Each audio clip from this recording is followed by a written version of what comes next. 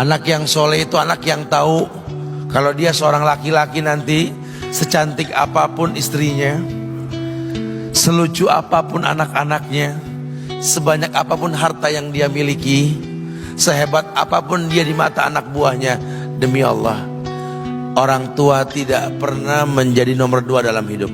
Ini banyak orang yang suka salah ini. Cuma gara-gara dunia, orang tua panjang mata menanti kedatangan anak. Jangan ya, jangan. Anak yang soleh tahu sekali, sampai kapanpun ibumu, ayahmu, sampai kapanpun. Dunia nggak membuat dia lupa ada berkah keramat dunia hidup di atas muka bumi ini. Dia nggak repot datang ke makam-makam para wali. Orang tua nomor 1 yang dia temui. Ini orang hebat. Ini banyak di antara kita, makam-makam didatengin, di mana saja didatengin, ngalap berkah. Orang tua panjang mata, berlinang air mata menanti, mana anakku? Mana pohon yang pernah kutanam? Mana pohon yang pernah kurawat? Kudengar dia sudah mulai berbuah, ingin kurasakan buahnya. Berani mengeluarkan dana jutaan untuk hal-hal yang gak disyariatkan. Ini orang tua panjang mata. Rela nggak rela, orang tua kita akan mendengar dan melihat. Ma, aku pengen nikah, aku pengen berkeluarga, ma. Ya orang tua ya seneng lah. Cuma kalau inget metik buahnya belum terasa, ya ada perasaan kayak gimana gitu loh. Karena dia tahu setelah ini dia akan menikah, bahwa anak orang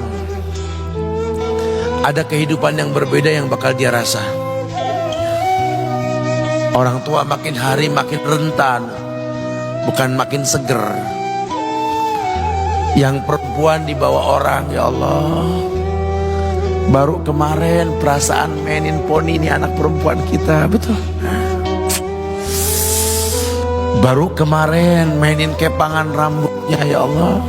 Ya Allah, baru kemarin perasaan saya titah dia, titah, ya Allah. Belajar jalan, bisa berlari bawa sesuatu, coret-coret tembok, aduh Masya Allah. Sekarang udah gede, dibawa orang, ya Allah, Masya Allah. Yang laki dekat sama mamahnya. Baru kemarin tangan mungilnya kita tuntun, kalau kelepas dia nangis, betul. Sekarang tangannya keker besar, tangan ibunya keriput, betul. Mau nangkep tangan anak pun sudah mulai susah. Nebawa anak orang datang dengan gagah, cium tangan, cipika-cipiki, udah. Ma, kita jalan dulu, Ma, ya. Udah, Mama, udah. Digandeng tangan kekasihnya, dirangkul pundaknya. Ini anak laki ndak tahu ibunya kayak diiris-iris jantungnya. Dia lihat tangannya yang keriput, ya Allah. Udah berapa lama tangan ini nggak dibawa sama anak ini?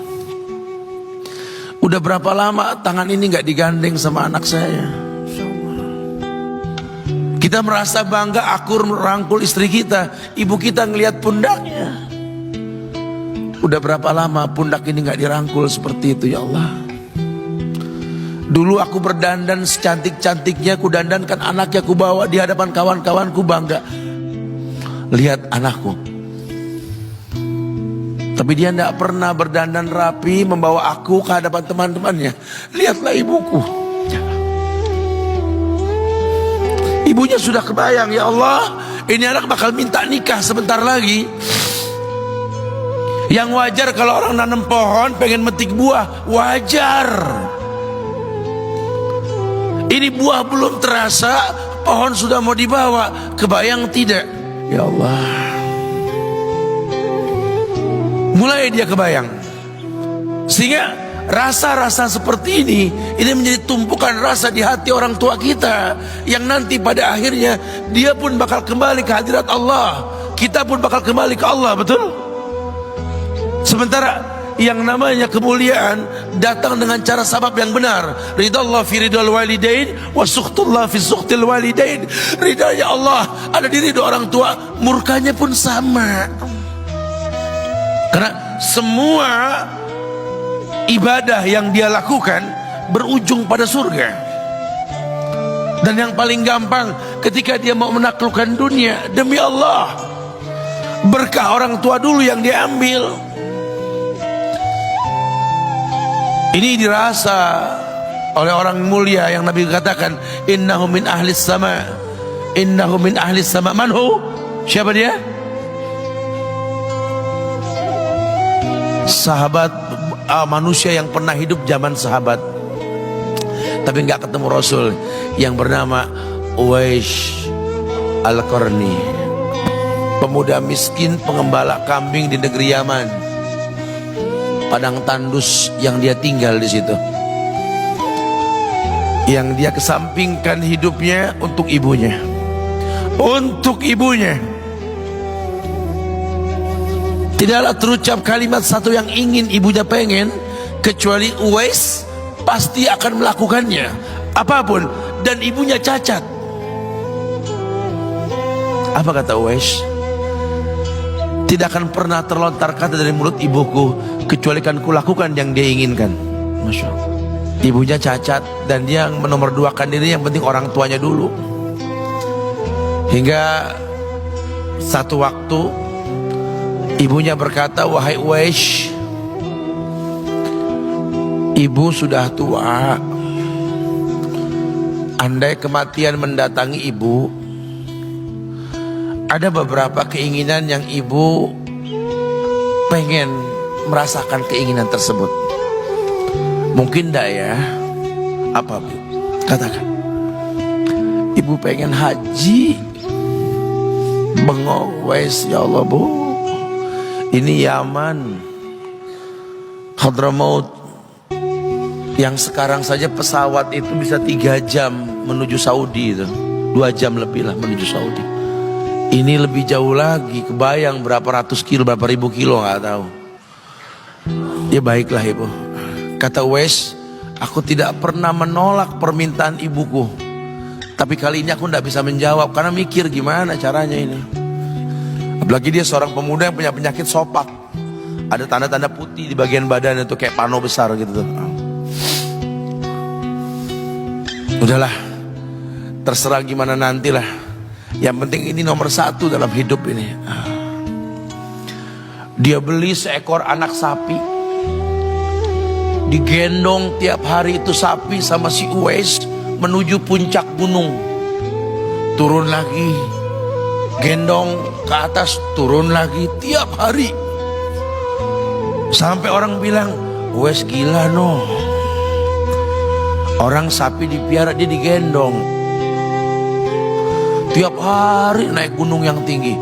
Sampai nggak berasa, dikatakan 8 bulan dia lakukan itu. Sehingga terbentuklah fisiknya yang bagus karena olahraga tiap hari bawa itu sapi. Dan sapi itu makin berat, dalam hikayat dikatakan sampai di atas 100 kilo itu sapi. Kemudian dia tetap gendong ke atas dan dia yakin, bismillah saya yakin, sampailah bulan haji. Ibu naik ke pundakku, digendong ibunya dari negeri Yaman. Subhanallah, gak ada yang gak mungkin. Lihat, dibawa ibunya ke Mekah, bertawaf di Ka'bah, dunia menyaksikan. Bahkan hikayat mengatakan dia sempat bertanya kepada sahabat Abdullah bin Umar, aku telah menggendong ibuku dari negeri Yaman menuju Mekah, bertawaf di Ka'bah ini, sudahkah aku membayar jasa ibuku? Apa kata sahabat Abdullah bin Umar? Bahkan satu hentakan napas pun ketika melahirkanmu belum terbayar. Bahkan satu hentakan napas pun ketika melahirkanmu belum terbayar. Dia selesaikan tawafnya, dia selesaikan tawafnya. Selesai tawaf, dibawa ibunya ke makom Ibrahim untuk sholat 2 rakaat. Selesai sholat, dia angkat tangan, dia berdoa kepada Allah, ya Allah, ampunkanlah ibuku ya Allah. Ampunkan ibuku ya Allah. Masukkanlah dia ke sorgamu ya Allah. Masukkan dia ke sorgamu ya Allah.